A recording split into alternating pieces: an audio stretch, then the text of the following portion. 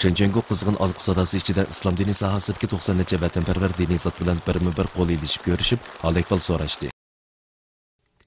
Abduraqib Temir Niyoz, Abdushkur Rahmatullah,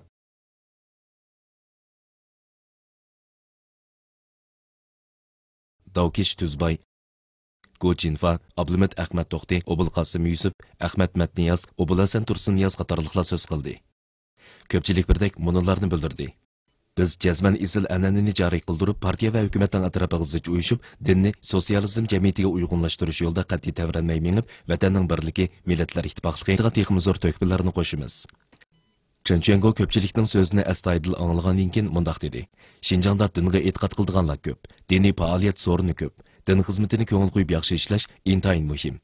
Asabiylikni to'sib, sinib kirishga qarshi turib, jinoyatga zarba berib, dinni sotsializm jamiyatiga uyg'unlashishga faol yetaklash kerak. Dinga chetildigan turli ijtimoiy munosabatlarni qonun bo'yicha tanqish kerak. Radio, televiziya, gazet, jurnal, madaniyat kutubxonasi, siyosat va qonun nizomlarini masjidlarga kirgizishni teziltib, vatanparvar diniy zotlarni tarbiyalab, qo'g'dab va ularga g'amxo'rlik qilish mexanizmini o'rnatib, ularning ijobiy rolini to'liq joriy qildirish kerak.